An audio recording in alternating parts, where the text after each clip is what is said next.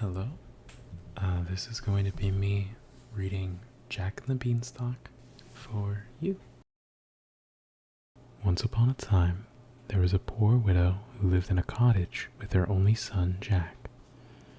Jack was a giddy, thoughtless boy, but very kind-hearted and affectionate. There had been a hard winter, and after it the poor woman had suffered from fever and ague. Jack did not work as he had to, and by degrees they grew dreadfully poor. The widow saw that there was no means of keeping Jack and herself from starvation, but by selling her cow. So one morning she said to the son, "I am too weak to go myself, Jack, so you must take the cow to the market and sell her." Jack liked going to the market to sell the cow very much, but as he was on the way, he met a butcher who had some beautiful beans in his hand. Jack stopped to look at them, and the butcher told the boy that they were of great value and persuaded him to sell the cow for them. And Jack was so silly as to consent to this foolish bargain.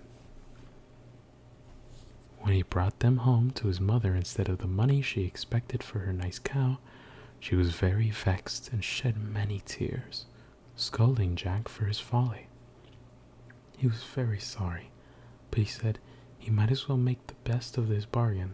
So he put the seed beans into the ground close by the side of the steep hill under shelter of which their cottage was built, and went to bed.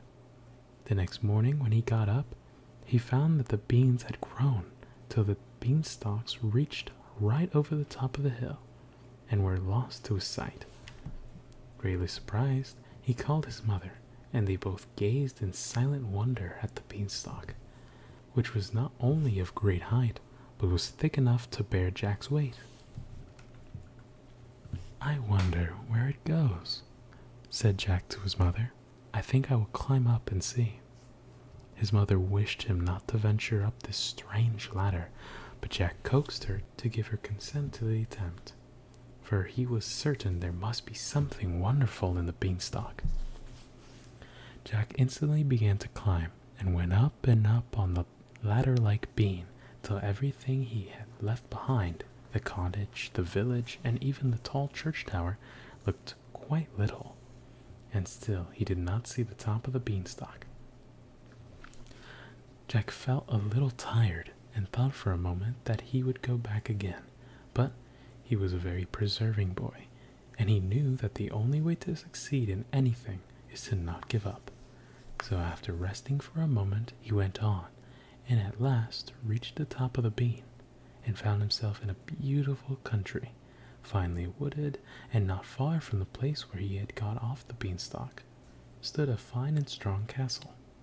Jack wondered very much that he had never heard or seen this castle before, but when he reflected on the subject, he saw that it was as much separated from the village by the perpendicular rock on which it stood as if it were in another land. While Jack was standing looking at the castle, a very strange-looking woman came out of the woods and advanced towards him. Jack took off his hat to the old lady, and she said, pointing to the castle, "Boy, that castle belongs to you. A wicked giant killed your father and took it from your mother. Try and win it back from the monster who now has it." As she ceased speaking, she suddenly disappeared, and of course Jack knew she was a fairy. He was much surprised. However, he walked up to the castle door and knocked, and an old giantess came out. She did not wait till he spoke, but pulled him in at once, for she thought he would make a nice supper for her when her husband was asleep. Just at that moment, however, she heard the giant's step approaching, so she put Jack into a press and told him to hide there, or the giant would eat him. As soon as the ogre came in, he cried in a terrible voice, "Fee, fi, fo, fum. I smell the breath of an Englishman."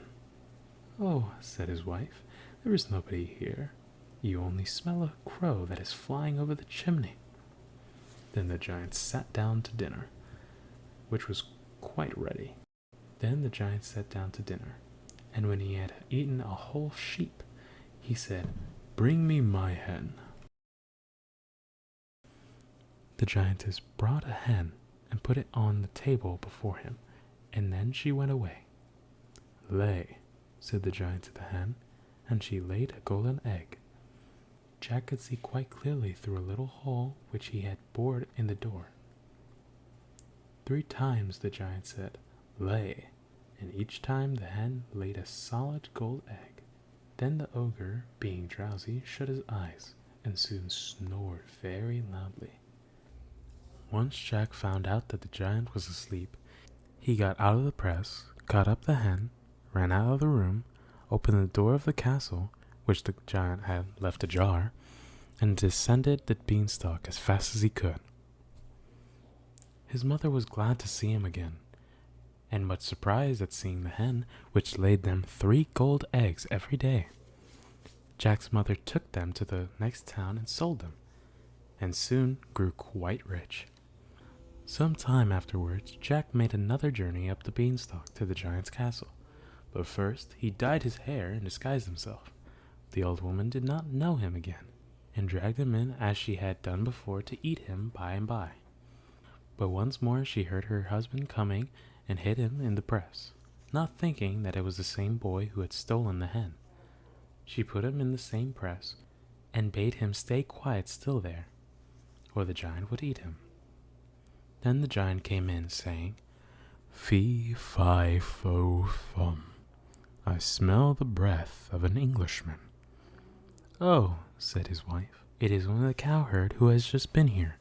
We cannot spare him for your dinner." Then the giant sat down, and when he had eaten half an ox, he told his wife to bring his money bags to him. She instantly went and fetched 2 large bags full of gold, and then left him go about her usual housework. The ogre counted out the gold twice over, and then put it into the bags and tied them up. In a few minutes Jack heard him snore. He directly crept out of the press, seized the bags, and hurrying out of the castle, carried them home quite safely. Jack's mother was glad to see him safe at home again, and for a long time she would not let him go up the beanstalk. But Jack knew he had not yet obeyed the fairy's command to win back the castle, so after a time he set off once more on this adventure, and tapped again at the castle door. The giantess, who was very stupid, did not know him again, but she stopped a minute before she took him in. She feared another robbery, but Jack's fresh cheeks looked so tempting that she could not resist him, and so she bade him come in. But at that moment she had heard her husband's step approaching. Afraid of losing her supper, the ogress at once shut Jack in the press, and she had hardly hidden him when the giant came in, saying as usual, "Fee, fi, fo, fum, I smell the blood of an Englishman." "Oh no," said his wife, "it is only the shepherd who has been up with a sheep for your dinner." The giant sat down, and when he had eaten a whole sheep, he said, "I should like some music. Bring me my harp." The ogress went and brought a golden harp to him, set it on the table, and went away. Then the ogre said, "Play," to the harp, and it played so delightfully that Jack was charmed. By and by, however, the giant snored so loud that he could not hear the music, and Jack quickly stole out and seizing the harp ran away with it. But the harp was a fairy belonging to the giant, and as Jack ran out, it cried, "Master, master!" The giant woke up slowly and rushed after Jack, but the boy was very nimble and outran him. You may imagine how fast Jack went down the beanstalk this time, hearing all the while the tramp of the giant's feet behind him. Just as he reached the bottom, he saw the ogre looking down on him. The next moment, his great feet were on the beanstalk. "Mother, mother, bring me the axe," cried Jack. His mother hastened with it, and just as the giant was halfway down the beanstalk, Jack succeeded in chopping it into halves. The lower half fell, the upper half swung away, and the giant, losing his hold, fell heavily to the ground on his head and broke his neck. The same moment the fairy again stood beside Jack, and touching the broken beanstalk, was turned into a flight of broad, easy steps. Go up, she said, and take possession of your own home, so long kept from you. The ogress is dead, and there is no more danger. You have been brave and good. May you be happy.